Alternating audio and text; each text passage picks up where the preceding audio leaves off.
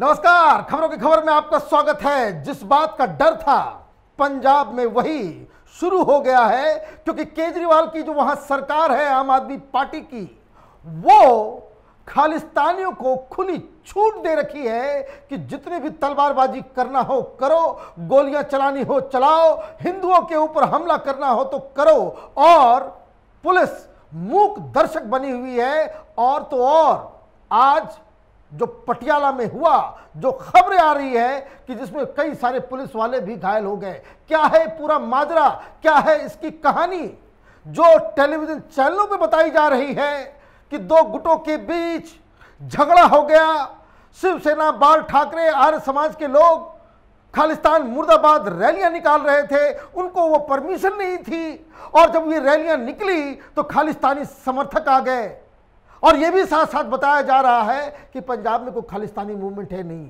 अगर खालिस्तानी मूवमेंट नहीं है तो पटियाला में इतने सारे लोग तलवार लेकर के सड़कों पे कैसे आ गए? उनकी हिम्मत कैसे हुई कि हिंदुस्तान के अंदर खालिस्तान मुर्दाबाद के नारे लगाने वालों के ऊपर वो हमला कर सके? क्या हिंदुस्तान में पाकिस्तान मुर्दाबाद, खालिस्तान मुर्दाबाद नारे लगाना कोई जुर्म हो गया है? और अगर ये जुर्म है तो ये केजरीवाल सरकार, वहां जो आम आदमी पार्टी की सरकार है, वहां जो कठपुतली मुख्यमंत्री है, उस सरकार की नजरों में खालिस्तान मुर्दाबाद कहना अब हिंदुस्तान में एक जुर्म हो गया है। क्या है पूरा माजरा, इसको जरा समझिए।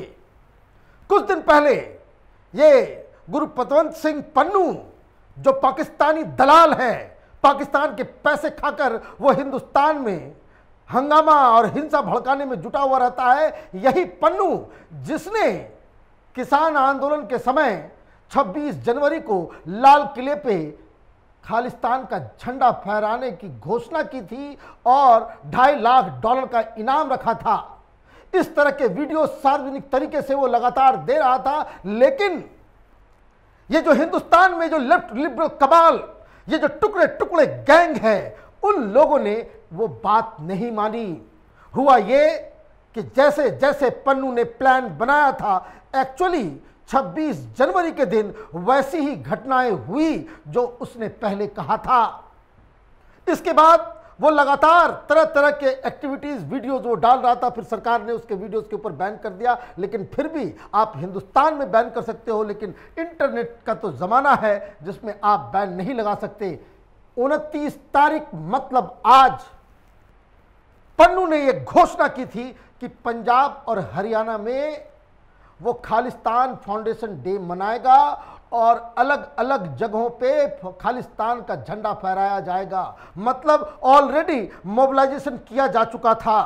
और जब पन्नू ने यह बयान जारी किया, ये सिख फॉर जस्टिस, ये खालिस्तानी संगठनों के द्वारा जब ये बात कही गई कि 29 अप्रैल ये खालिस्तान का फाउंडेशन डे है और इस दिन हम लोग रैलियां निकालेंगे, हम लोग झंडे फहराएंगे, तो ये आम आदमी पार्टी की कठपुतली मुख्यमंत्री, इसने कोई एक्शन नहीं लिया, पुलिस ने कोई एक्शन नहीं लिया, इंटेलिजेंस सोती रही कि भाई क्या होगा नहीं होगा। अचानक से 500-600 लोग तलवार लेकर के कूद पड़ेंगे बिना प्लानिंग के। ये कोई बच्चों का खेल है कि आप एक अंडरग्राउंड संगठन हो जिसको लेकर के पंजाब के अंदर ज्यादातर लोग जिसे घृणा करते हैं, उन खालिस्तानियों ने बिना किसी प्लानिंग के इतने बड़े कांड का अंजाम दे दिया। अब हुआ ये कि ये घोषणा कर दी गई, बात मीडिया में भी आई कि पन्नू ने ऐसी घोषणा की है। आम आदमी पार्टी की तरफ से पन्नू के खिलाफ एक शब्द नहीं बोला गया। ये नहीं कहा कि हम किसी भी कीमत पे 29 तारीख को किसी खालिस्तानी को कोई खालिस्तान का झंडा फहराने नहीं दिया जाएगा। ये हिम्मत नहीं पड़ती, क्योंकि ये जब खुद खालिस्तानियों के साथ इनकी सांठगांठ है तो वो सरकार खालिस्तानियों के खिलाफ क्या एक्शन लेगी?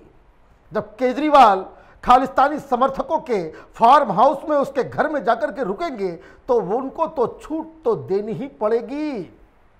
जब चंदा खालिस्तानी संगठन इकट्ठा करता हो आम आदमी पार्टी के लिए, तो इस तरह के आरोप का कोई जवाब तो आज तक केजरीवाल ने दिया नहीं। अब हुआ ये कि जब ये घोषणा की गई तो कई सारे हिंदू संगठनों को बुरा लगा और वहां जो एक छोटा सा ऑर्गेनाइजेशन है शिवसेना बाल ठाकरे, उसके जो हेड हैं हरीश सिंगला, वो पुलिस के पास जाते हैं। अब इस बात को समझिए, ये जो केजरीवाल, ये जो लेफ्ट लिबरल कबाल, ये जो पत्रकार जो हिंदुस्तान को तोड़ने की साजिश में लगे रहते हैं, जो कह रहे हैं परमिशन नहीं था, इंफॉर्मेशन नहीं था, पहले से ही इन लोगों ने प्लान बना रखा था, किसी को छोड़ा नहीं जाएगा। भाई छोड़ना नहीं है तो सबसे पहले पुलिस अधिकारियों को सस्पेंड करो, क्योंकि यह तस्वीर आप देखिए, एक सप्ताह पहले की बात है, 4-5 दिन पहले की बात है, जब हरीश सिंगला पुलिस के पास जाते हैं और ये कहते हैं कि ये जो ऐलान किया गया है वो ठीक नहीं है। और लगातार खालिस्तानी, जब मैं फेसबुक लाइव वगैरह करता हूं या कोई बात कहता हूं, लगातार इस बात की धमकी दी जा रही है कि जो कोई भी खालिस्तान मुर्दाबाद कहेगा उसको जान से मार दिया जाएगा। पुलिस सोती रही, इंटेलिजेंस सोता रहा, किसी की गिरफ्तारी नहीं हुई, किसी को पकड़ा नहीं गया। और इन लोगों ने एक मेमोरेंडम दिया और यह कहा कि हम 29 तारीख को एक खालिस्तान मुर्दाबाद रैली निकालेंगे। मतलब पुलिस को जानकारी दे दी गई, बता दिया गया। अब इसमें आर्य समाज के कुछ लोग, कुछ और हिंदू संगठन और साथ ही साथ शिवसेना बाल ठाकरे राम के संगठन के लोग, इन लोगों ने रैलियां निकालना शुरू किया। शांतिपूर्वक जा रहे थे। कुछ लोग कह रहे हैं भाई तलवार, पंजाब में तलवार लेकर के रैलियों में जाने का कोई बहुत बड़ा गुनाह नहीं माना जाता। पंजाब के अंदर तलवार लेकर के चलना ये एक प्रथा के रूप में देखा जाता है। और जब ये रैली निकली तो अचानक से ये तमाम खालिस्तानी ये कूद पड़े और इनके ऊपर हमला कर दिया। हिंसा भड़क गई। पुलिस को जानकारी थी कि रैली निकलेगी, क्योंकि हरीश सिंगला ने साफ साफ कहा था कि हम निकालेंगे, अगर आप रोकोगे तो हम हाई कोर्ट जाएंगे। सवाल यह है कि जब ये जानकारी दे दी गई तो खालिस्तान मुर्दाबाद रैली निकालने की परमिशन अगर पुलिस या प्रशासन नहीं देती है तो ये सवाल पूछा जाएगा केजरीवाल से कि अपनी गंदी राजनीति तुम किस हद तक लेकर के जाओगे कि कोई देश के फेवर में रैली निकाले तो उसको आप परमिशन नहीं देंगे। क्यों नहीं देंगे परमिशन?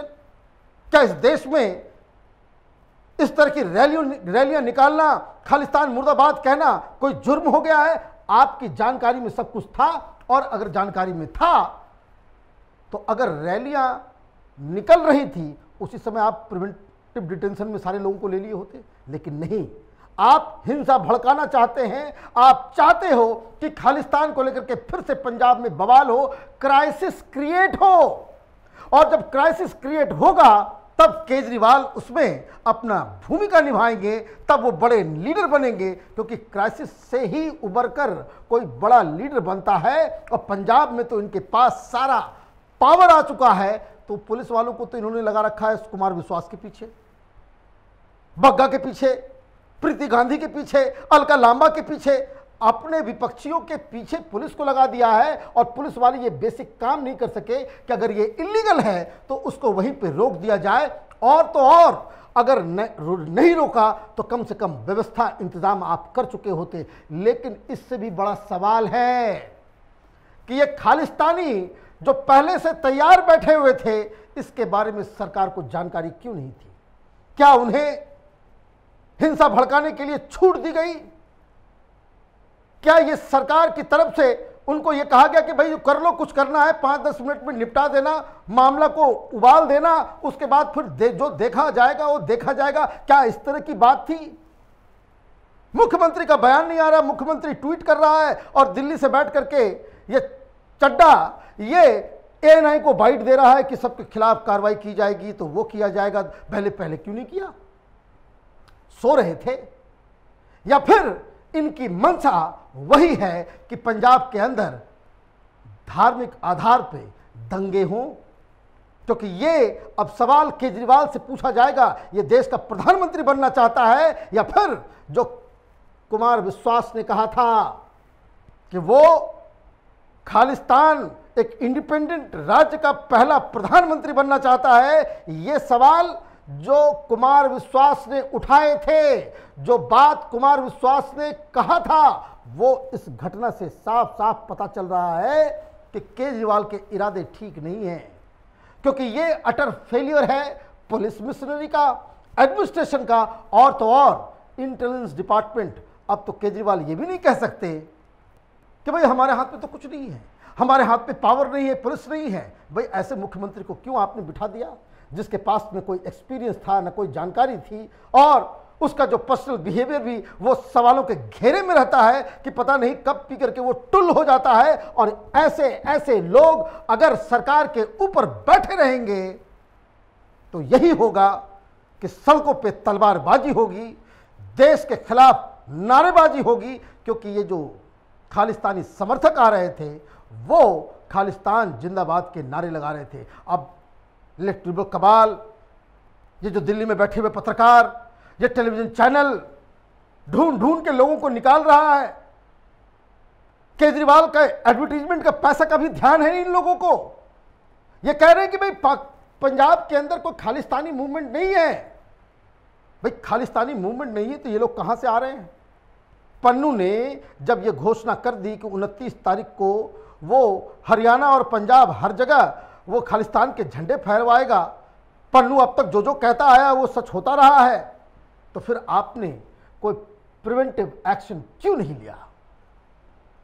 ये कहानी यहीं खत्म नहीं होगी, क्योंकि केजरीवाल ने पंजाब में आज जिस राजनीति की शुरुआत की है वो देश को दहलाने, देश को तोड़ने वाली राजनीति है। और केजरीवाल से देश की जनता सवाल जरूर करेगी कि क्या प्रधानमंत्री बनने के चक्कर में, सत्ता के लालच में आप इतने मदमस्त हो जाओगे कि आपको देश की अखंडता का भी कोई परवाह नहीं रहेगा। हमारी नज़र इस खबर पे बनी हुई है। आप देखते रहिए कैपिटल टीवी। हमारे वीडियोस को लाइक कीजिए, शेयर कीजिए और हमारे चैनल को सब्सक्राइब कीजिए। धन्यवाद।